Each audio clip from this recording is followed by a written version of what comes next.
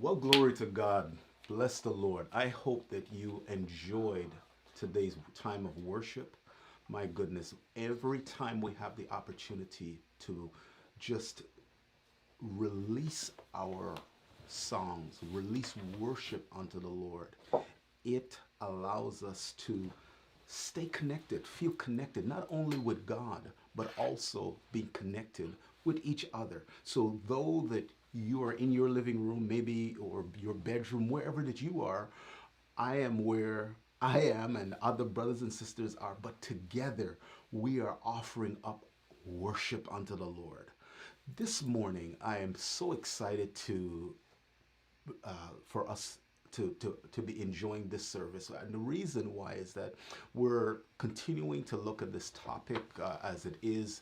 This month is celebrated within Canada and the United States, primarily Black History Month. We're focusing, and I said this month, this for last week as well as this week, we're going to focus on Black history, past, present, and future. And I wanted us to understand, based on the book of Acts, chapter 17, verse 26, reading it from the English Standard Version, says, "And he made from one man every nation of mankind to live on all the face of the earth, having determined allotted periods and the boundaries of their dwelling place." Out of one man, we heard last week from our guest speaker, the importance of even the King James articulated, out of one blood. One blood. Isn't it interesting that it's just that we all, no matter what our external status is, black, white, brown, whatever, that when you cut the human flesh, we all bleed red because we're all from one blood. We're all a part of the human race. And it is sad that, today I wish I'm of this advocacy that I wish we didn't have to celebrate Black History Month. And you may ask why. Apostle, why would you say that? Well, the reason is because I wish that, especially in 2021, we would be celebrating history of the diversity, the impact of what all people groups have done, especially here in Canada, that we would acknowledge that that the history books should clearly be articulating what was done. Yes, even atrocities that was done, but let's acknowledge that, let's embrace it and understand that this is how history is, how our nation, how our lives were really interwoven by the good as well as the bad. And I wish that we would address these things and really speak and understand that what was done to the indigenous people, what was done, and their input within the fabric of Canada and our nation, and of blacks and of Asians and Jews and people who have come to this country and made this country the way that it is today. So I wish that we didn't. But until then, we still have to. We still have to zero in and identify the contributions that black men and women have made in our nation and the nations of the earth and within the human race. So this service is going to be focusing on black kings and queens, individuals who have made some impact in our society. And I'm going to be putting a little different twist on it, where many times when we think of black history, we're always looking backwards. We're always focusing on, your main people, your Martin Luther King Jr. You're looking at, Malcolm X, W.E. Du Bois, Frederick Douglass, George Carter, all of these, Washington Carver, all of these wonderful, and they've done some great and mighty things that we appreciate. I was even thinking about it as I was over the past few weeks, just looking and studying through on a number of subjects, and something hit me that, do you realize that the Martin Luther King speech, the I Have a Dream speech, that this was speaking about and to his nation.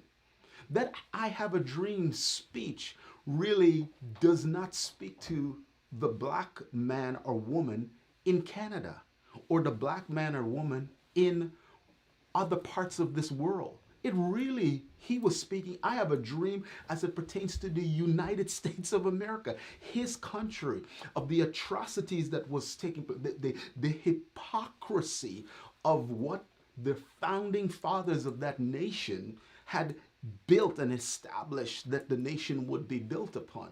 So it caused me to refocus on some areas because I realized I remember hearing my daughter said to me a number of, I think it was about a year ago, made this statement, and I thought it is so apropos that she mentioned being the closest nation to the United States of America, Canada, that many times we forget that our government and everything about us is based on Britain, based on England, and not on the US.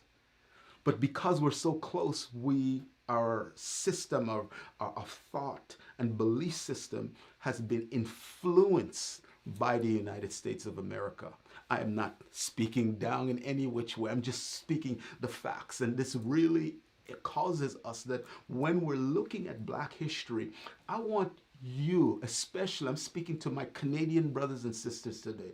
I want us to understand, to celebrate and value who we are and what has taken place, the men and women who've come before us in this great nation, who Black men and women, kings and queens who stood, and maybe some names that were not celebrated throughout the world when they think of a Black king and queen and someone who've made a historical stamp.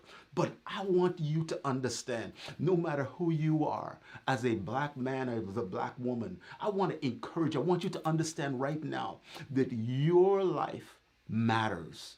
And you have come from a people in Africa who were resilient people, who were people strong, that the nations, the Spaniards, the English, that came to Africa to take people who were strong, who had built empires, who had strong family structures, who had legacy that was established for generations. I want you to understand, you are from a good stock because you've been created in the image of an almighty God who is altogether lovely. So, did you know? Let's look at a few facts here. Did you know that Black History Month began, or it started, in 1926 by Carter G. Woodson? Who's known as the father of Black history. And he made this statement. He said, "Those who have no record of what their forebears have accomplished lose the inspiration which comes from the teaching of biography and history." So why is Black History Month in February? I had to look up some of these facts, and I just thought it's very interesting.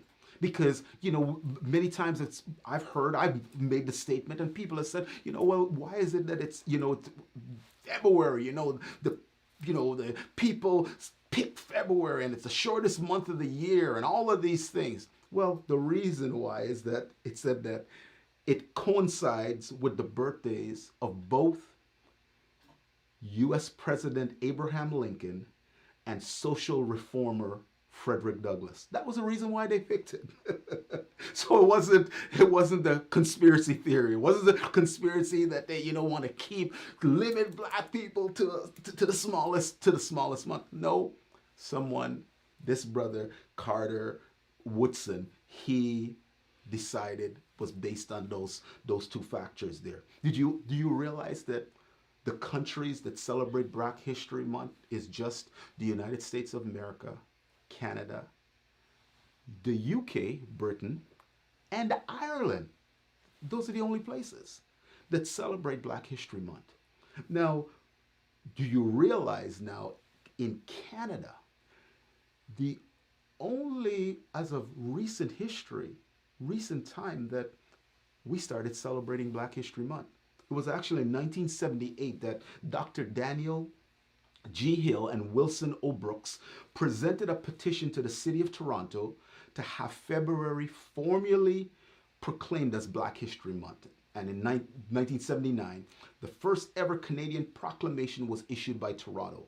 The first Black History Month was in Nova Scotia, was observed in 1988 and later renamed African Heritage Month in 1996. So today, I am absolutely grateful. I'm grateful for the past contributors, great women, a woman like Harriet Tubman.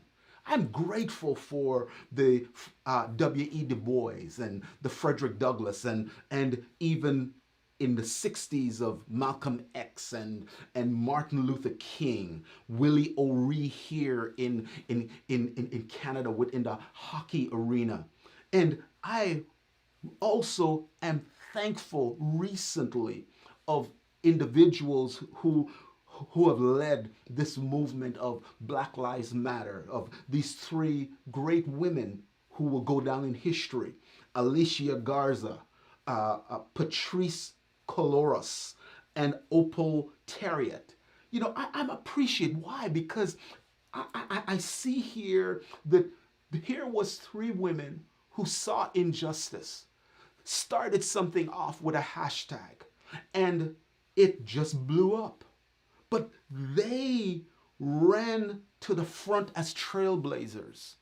And I believe, I understand that I've recognized that history makers, or people who make history, are those that they don't set out to make history. They don't write, oh, you know what, I'm going to make history here. I'm going to do this, and this is going to cause me to be in the history books. No, they are individuals who've responded to something greater than themselves.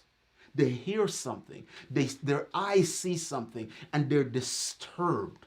And they're disturbed about whether it is equality, injustice that is for all people. And they respond. I think of Gideon, who responded even in his own frailty. And when he looked upon himself and saw that he is from a least known tribe, but least known people, but he responded when he was called upon to lead. I think of a David.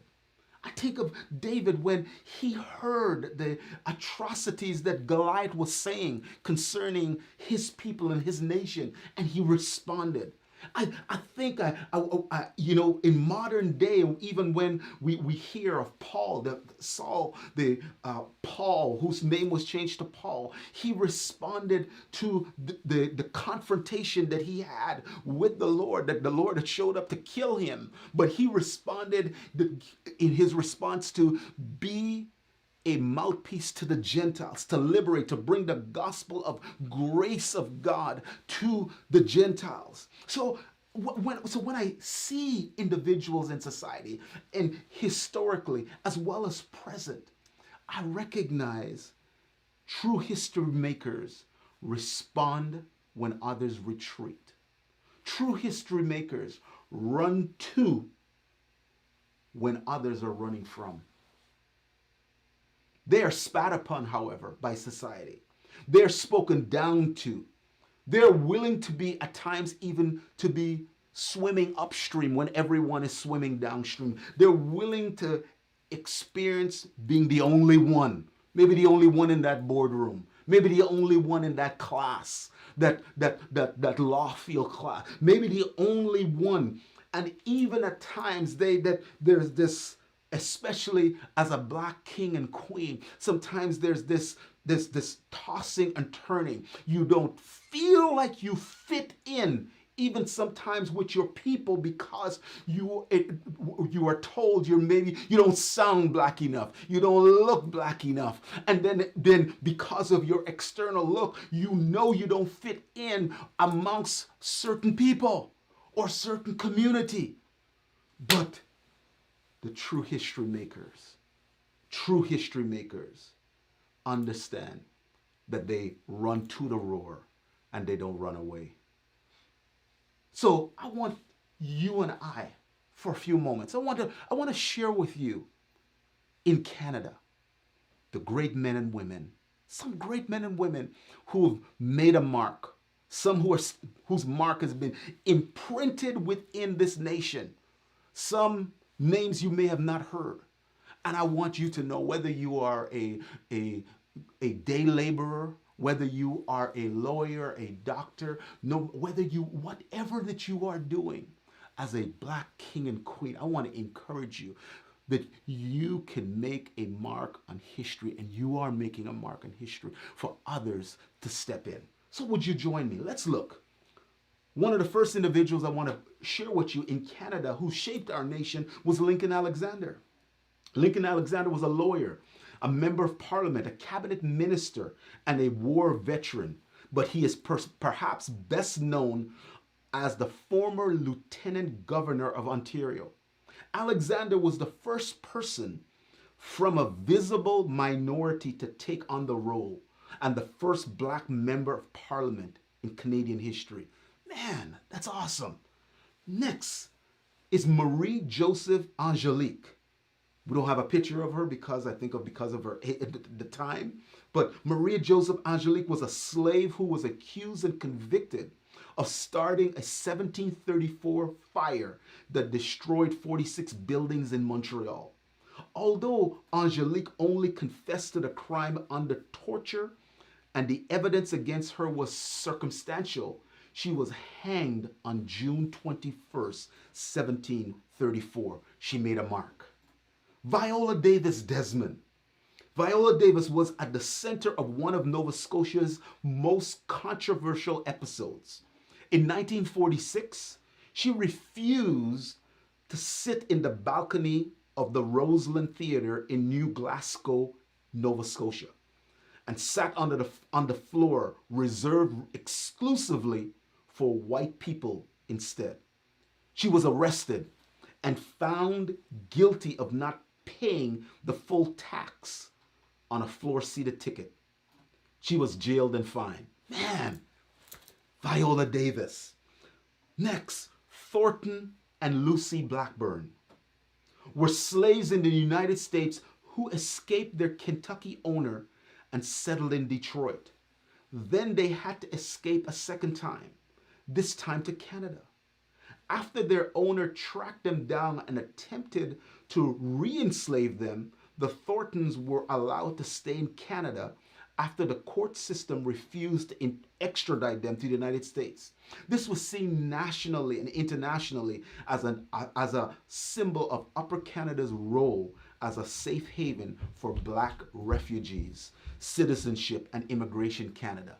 Understand this, who we are today. So when we're receiving people are coming to Canada from all over the world, it's a part of our fiber. It's a part of men and women like the Blackburns who were willing to pay the price for you and I. And maybe you never heard of them, but I want you to understand there's people like this who have been trailblazers that are kings. Would you allow me just to take a moment? I remember the last time when I was in Windsor, and it hit me.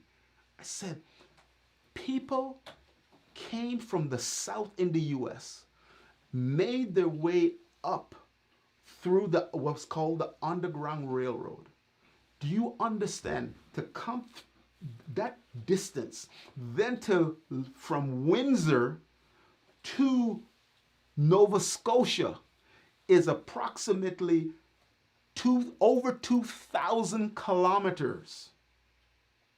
Let me say that again, over 2,000 kilometers.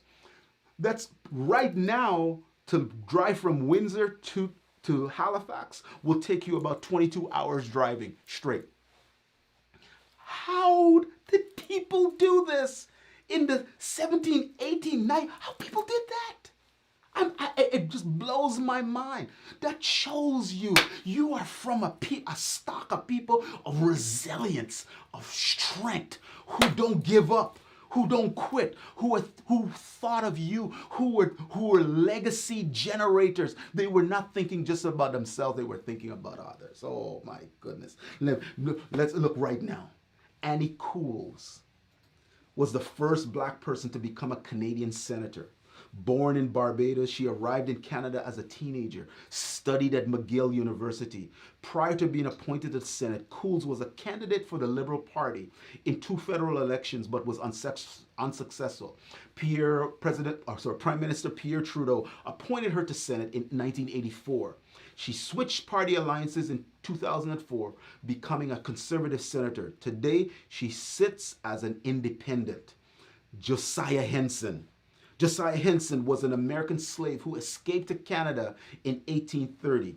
He devoted the rest of his life helping other former slaves, particularly in terms of developing farms. He also led a militia unit of black men in Upper Canadian Rebellion of 1837. He died in Dresden, Ontario in 1883 at the age of 93. Man, some of y'all don't even know where Dresden, Ontario is. You need to go there. Yes. Amen. Elijah McCoy was born to former slaves who escaped to Canada. Can I just pause for a moment again? You see, Americans were running from the United States to Canada. Canada was a place of freedom. Yes, there was slavery still being perpetuated and still being done. But Canada was seen as the place of freedom, a place of liberty that would welcome people. And this is what we need to understand with our history. So Elijah, McCoy, he escaped to Canada from the United States. He studied mechanical engineering in Scotland, became known for inventing a device that lubricated a train's moving parts while the train was in motion. He's also credited with inventing the portable ironing boards and held more than 50 patents in total. McCoy died in 1929 at the age of 86. And our last.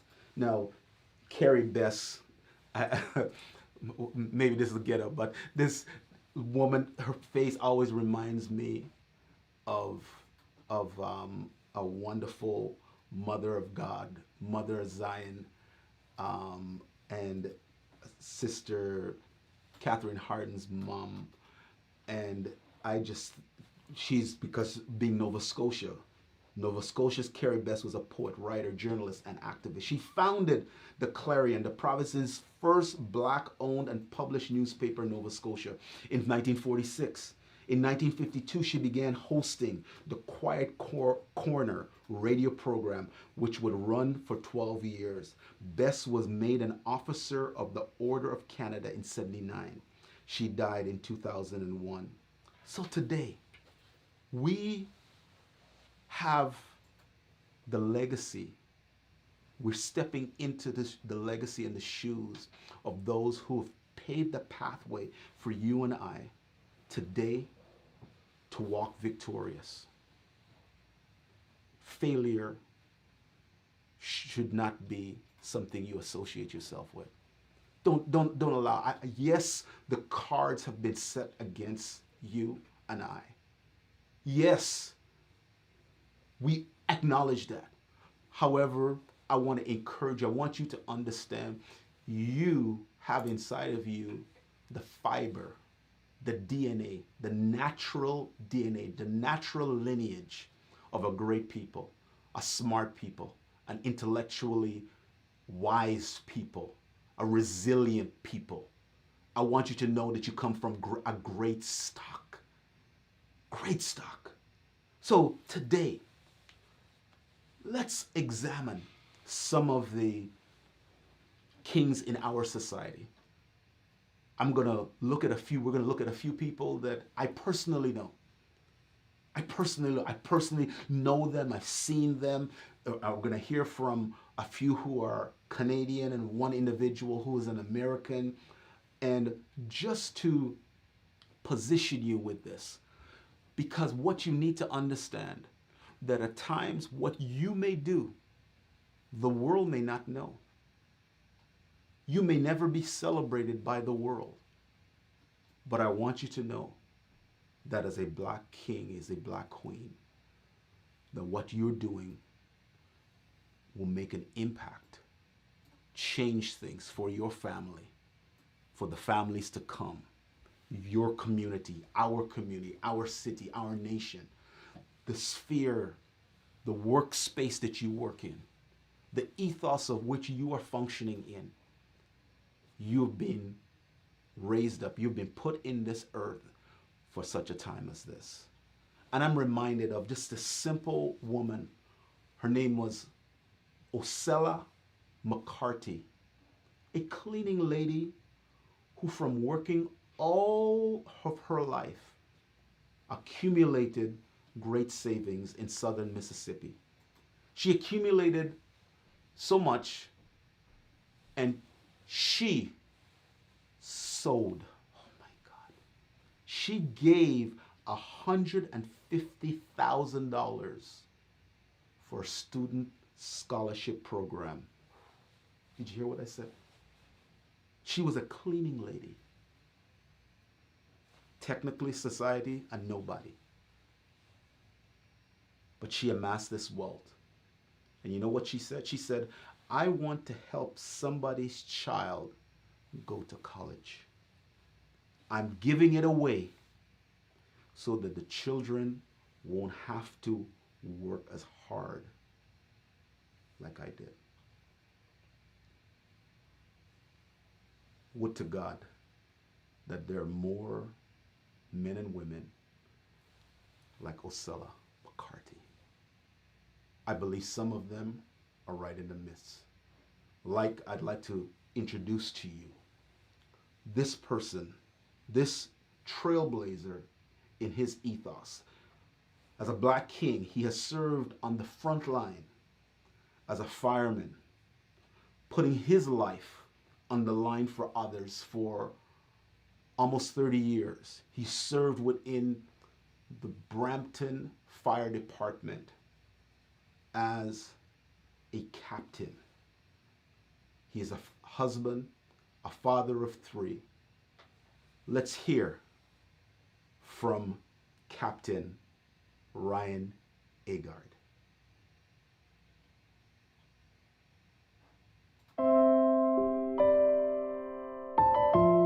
Hello, my name is Rodney Watson. I'm currently a superintendent here in Spring ISD, right outside of Houston, Texas. Been here for about 7 years, and it's really been a great experience. Prior to coming to Spring ISD, I worked in human resources in another local district where I was the chief of human resources. In addition to that, I've been an assistant superintendent for many years, as well as an elementary principal, a high school counselor, and an elementary counselor. I've done a variety of different things within the education field. My name is Brian Sherwood. I am Senior Development Manager at Canada's largest condominium development company. My name is Ryan Agard. I am currently a captain of firefighting for the City of Brampton Fire and Emergency Services, soon to be an acting district chief.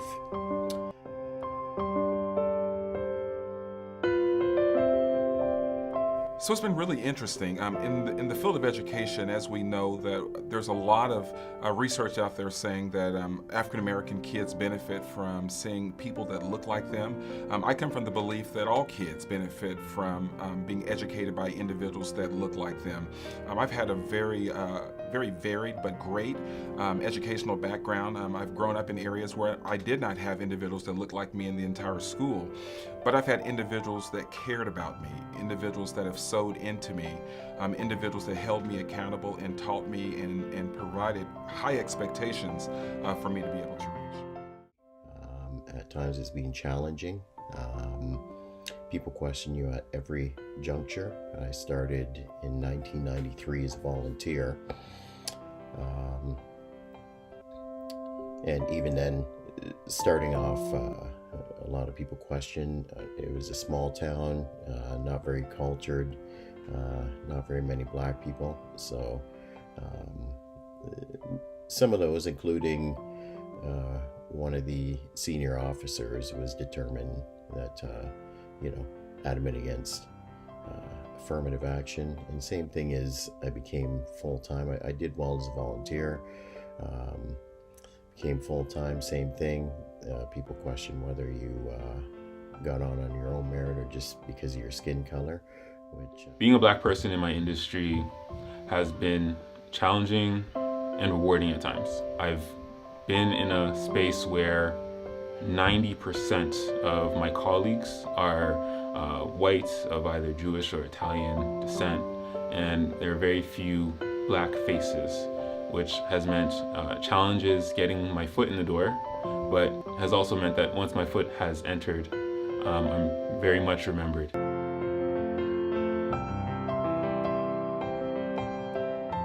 So I don't think I've ever had any obstacles per se that I wasn't able to really overcome.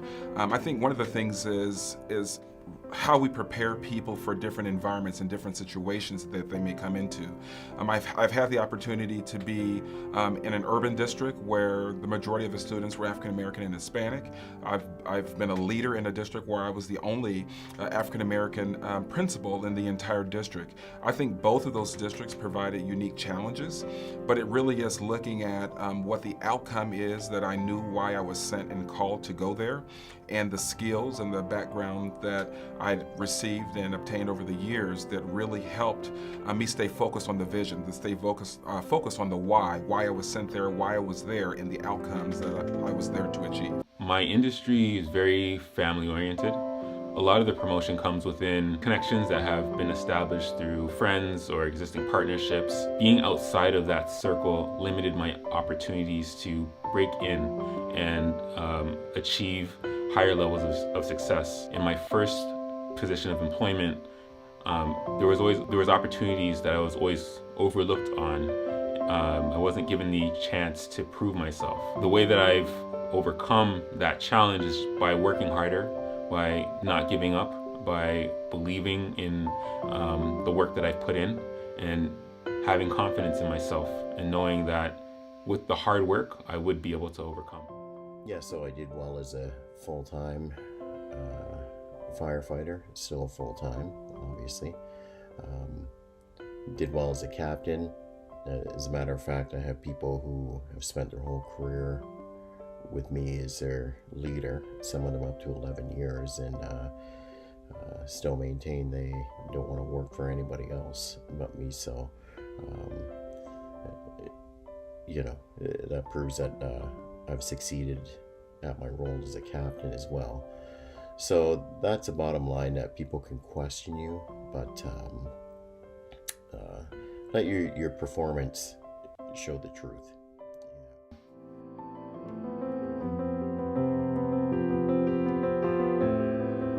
You know, I would say that the field is wide open for anyone that wants to work in the field. I mean, first of all, you have to have a calling, you have to have a belief, you have to feel that this is the area that you really want to be able to make impact. I think if you're that person, that the field is wide open. I do believe that there is a need across the country for more African American males. In particular, we know that as we look at the data around the reading levels for African American males in particular, that the data across the country is low. Our youth need positive male role models, regardless of the ethnicity. But I do believe that we do need more strong African American male leaders in the classroom, working with kids, being able to mentor, and being able to educate, being able to push and inspire them to be able to go back and give to their community. The future for Black people that work in my industry is still a challenging one. There's a lot of work to be done in terms of connecting people from outside of the tight-knit groups that work within the field. There's a lot of room for Black people who are confident in their abilities, who are educated, who are driven and passionate, and who are willing to be overlooked, but not give up. There's a lot of people who are willing to put you down and not give you the opportunity. But I see a lot of hope in young people who are looking to take opportunities even when they're not given to them. Better for when I was coming up. Progressive chiefs like our new chief in Brampton. He's young. He's seen the disparities between Blacks and others. This is 25 years since I've been hired in Brampton, and we still only have 3 Black males and 1 Black female on the force. And he's acknowledged that's not acceptable. So he's been working with us on ways in which we can improve that. So that's the thing. I want to leave it better than I found it and create more opportunities for young Black folks who want to get into this profession, because there's no reason why there's been the disparity that there has been. Blacks have just as much abilities as anybody else. We're not better or worse, but we have just as much ability and are deserving of the same opportunities. So yeah, we're embarking on different things like career days. We're looking into starting a Black Professional Firefighter Association. So that would put us out in the community, working with firefighters from other Black firefighters from other municipalities, Toronto, Oakville, just so again that young folks coming up see that it's possible. They can lean on us for mentorship. Also, we can encourage each other.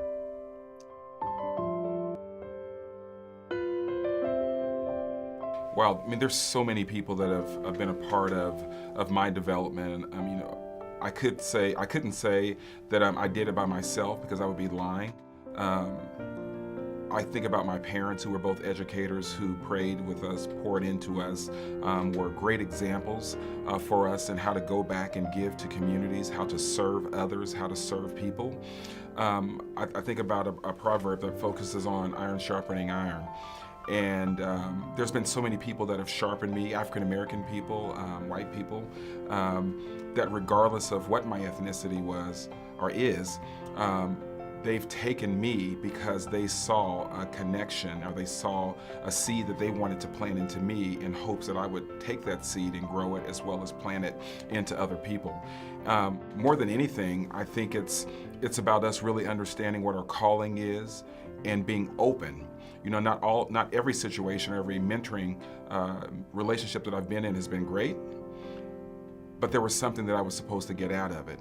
And once I realized in my upbringing that there's a lesson learned in everything, then it causes you to be able to go through things, see things, because you know that you're going to need it to be able to move to the next level. First of all, my parents, my family, always of the belief you can do and be anything you want to. So at the times when I thought about going into this career, and people, Black and white, were saying, are you crazy? Look, there's nobody, you don't see anybody who looks like you in this career. So what makes you think they're going to hire you? But my parents always were the ones that you can do anything. As a matter of fact, it's my father who told me to go and apply as a full-time firefighter once he saw the posting, so that speaks for itself. Also those like the fire chief, the volunteer hall, the guy who originally also took my resume, was very encouraging. So he didn't see skin color, he saw a kid with potential. The fire chief, the training officer were very encouraging. I put in extra effort, and that really impressed him, because I knew I needed to work hard. Also the chief who hired me in Brampton. Also pay honor to my friend's father. His name is Osborne Smith. Unfortunately, he passed away, but he was a firefighter in Jamaica. And when he immigrated to Canada in the late 60s, he thought he could just become a firefighter here in Canada, and doors were slammed in his face. But he was very encouraging. He pleaded with me, do not give up. Once I told him I was interested in becoming a firefighter, he pleaded with me just to continue. Do not give up. So it's people like that who, people who never got to enjoy the career, but because they knocked on doors, thank God people like myself were able to open them. There are several people that helped me get to where I am. I'm standing on the shoulders of a community that have supported me from a young age. But I want to highlight two people that have really helped me in my advance in my career. The first is the vice president for the company that I work for now. He took a chance in hiring me. He saw talent in me that I didn't see in myself, and he recruited me to the position that I'm in right now. He prepared the company, the leadership in the company, for what to expect with me joining.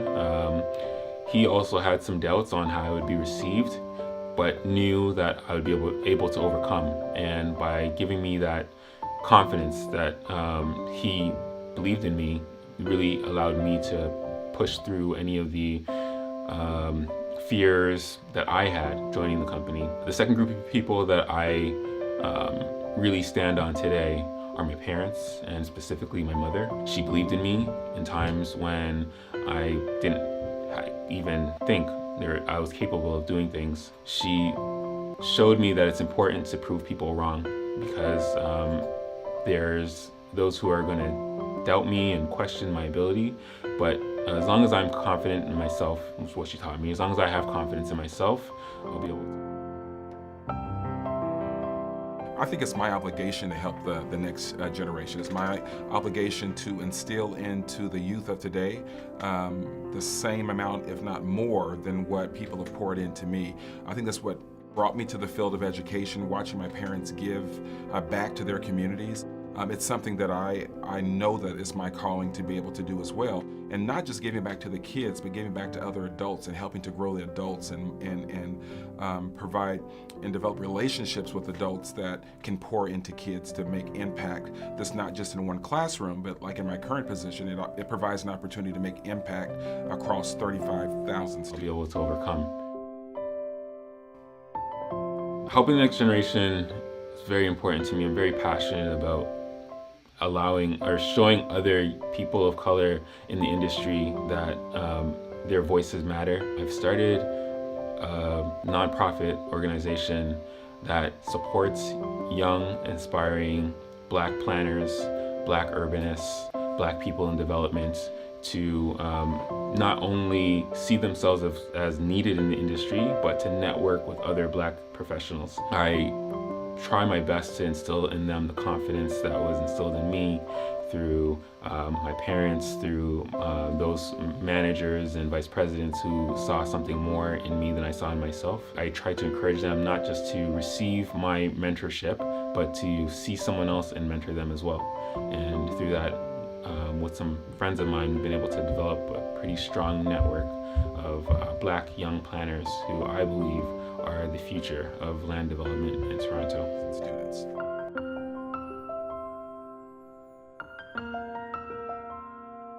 I would just say that I think the world is going into a direction that we would have never imagined. And I think that we have to be careful about the words that we use and the things that we say. We talk a lot at our church about, this is the year of the mouth, and what you say will come to pass. And people are always looking for something to hang on to. And so I think that if we think closely about the words that we use, and we focus on ways to unite, ways to grow together or to bring together, I think that we will have a better opportunity to be able to make more of an impact than thinking of ways that divide us. I think there's so many opportunities. People are looking for something right now to belong to, something to connect to in a positive way. And I think that if we use this opportunity to help people connect to positive things, and in this situation, helping children, that we will all be better. Young folks just, forget the naysayers. Get around the people who are going to encourage you, who are going to help propel you to where you have to go. There are going to be naysayers, but again, I just put it, let what you do in your career determine whether you deserved it or not. Okay. Being a Black professional, you have a responsibility, not just to do the work for yourself, but to also ensure that you're being a light, an example to those who are around you, not just the other young Black aspiring professionals, but those who are in your midst who have preconceived opinions about your work, those who just don't know what to expect from Black people in the workspace, I think it's important to always be yourself. I know for me, starting out, I thought I had to conform to what others expected of me, and becoming more mature and securing more senior positions, I realized that what's most important about me as a professional is my full experience. There wasn't a need for me to mask in the cubicle to the left and to the right, but that by adding my own cultural expressions and my own insight into problems, I added value to my company. And I think it's important for us as Black people to know that we are valued just the way we are, that we don't have to change to align ourselves with what others are doing or what others seem to be successful. There's greatness inside of us, in our culture, in our people, and it's important for us wherever we go, wherever we work, to share that culture, to share that expression, to make our companies better. Wow.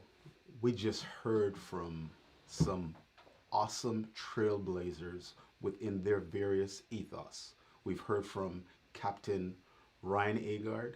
We've heard from all the way in Houston, outside of Houston, Texas, Dr. Rodney Watson, who's the superintendent of the independent school district in that area. And we also heard from Brian Sherwood, who is within the whole land development area here in Canada. And he's also one of our sons of this ministry. My goodness, I want you to be encouraged. I want you to be encouraged to understand that each one of these individuals shared a synopsis of their story, of who they are. And though externally as Black men, they have stood strong, they've been resilient, they have been bold, they've studied hard, they've been diligent with their skill set, and have continued to excel in life and within their industry. They're no different from you and I. They're no different. They could do it. You can also do it. I want to encourage you right where you're at. You are in that industry, you're in that place, whether you're at home or whether you're in the marketplace. You can make a difference. Stand up and arise, awaken to the giant, the DNA of greatness that's locked up inside of you. Don't allow any obstacles to hold you down. Matter of fact, allow the obstacle to be an opportunity for you to overcome and rise to the top. When I think of obstacles, I think of individuals like a Floyd Mayweather who couldn't read, or a Fantasia who couldn't read, and yet they've risen to excel in society. I think of someone who was homeless, and I present to you Tyler Perry and Tiffany Haddish. Someone who couldn't come past a dark place within their life. I present to you Jennifer Hudson. When we think of a drug addict, I present to you Samuel L. Jackson. When you think of limited opportunities because of how a person looks and think that nothing would happen for them, I present to you Lizzo. An individual who was molested, betrayed, taken advantage of. I present to you Oprah Winfrey. Someone who experienced cancer ravishing her body. I think of Robin Roberts. I think of years ago, a basketball player who was infected with HIV, but yet has excelled to own various corporations. I present to you Magic Johnson. Can I go on? I think of some of perseverance, I think of a Chadwick Boseman. I think of someone who started out in the streets selling drugs and whose life in front of him looked like that's all that he was going to be. But I present to you, I believe it's Sean Carter, Mr. Jay-Z, who is one of the billionaires, black billionaires in our society, in our world right now. You said that here a father wasn't around and have a mom, a single mom struggling.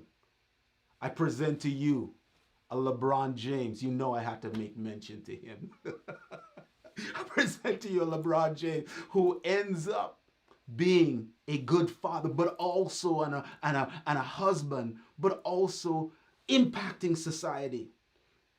Here, maybe you are from a mixed kids, mixed generation. I present to you a Barack Obama. Let me give you a couple more. You were told you're too old to give up. I present to you a Tiger Woods. And least but not to be mentioned is that we think of recently a person, a young woman with a speech impediment. And yet, on the stage of life, the opportunity to present it to her, Amanda Gorman is so prolific in her speech. So no matter what you are experiencing, no matter what your present distress, I want to say to you, black kings and queens, it's time to rise up. It's time to shine. God has destined you for greatness. Greatness is locked up inside of you. Allow the perseverance that's inside of you to rise up and for you to stand strong on the backs of those who have laid their life down for you and I to succeed. Would you allow me to pray for you just as we close out this service? Father, we thank you. We thank you for those that have come before us. Thank you for our fathers, our mothers. Thank you for the sacrifices of those that came before, who left the island, left families, left the countries, and came to this great country of Canada. Lord, we thank you for their sacrifice. And as we have been established in this nation, and you have put us in a position now for us to be able to be contributors in this nation and contributors in this society, as kingdom men and women, we shake off every slavery mentality, enslavement. We shake off the mindset that says that we have to blame people from the past. But we embrace who we are. We embrace the fact that you've called us, even as a distinct people, to bring our portion to the table and to impact society for its greater good. So by your grace, by your love, we yield to you, that you would use us, use the black segment of society to bring greater influence and greater impact and blessing to this nation and to the nations of the earth. Father, we thank you for the love wherewith you love each one of us with. Maybe you were here, and I know this was a unique service, but you do not know the creator of the universe. He sent his son. His son, his name is Jesus. He sent him not for a religious from a religious perspective. He sent his son because he recognized that you and I were sinners. We missed the mark. We're fallen. We can't fulfill and do the things that we should be doing in life truly without him. So he sent his son to die on a cross for you and I. And he did so. He came. And all that he's expecting requires for you. He did all the work, and all he's asking of you to do, would you believe on him? Would you believe on him? Today, let today be the day that you arise, you awaken to your greatness. And that starts with you accepting Jesus as your Lord and your Savior. Right in your living room, in your dining room, in your kitchen, in your bedroom, wherever you are. Once you just repeat after me. I believe Jesus is the Son of God. I believe that he died for me. I believe that he rose from the grave for me. I confess him with my mouth because I believe it in my heart. You're born again. That's it. Welcome to the family. We here at Kingdom Gate Equipping Center, we want to help you in your journey. Would you just reach out to us? Send us a line at info@kgec.ca, and we would be delighted to help you in your journey with the Lord. Well, as we come to the close of this broadcast, we just want you to know that at Kingdom Gate Equipping Center, we are equipping you to see your entire life through God's eyes, a place of total victory where you learn to reign and rule as a king in life. God bless you.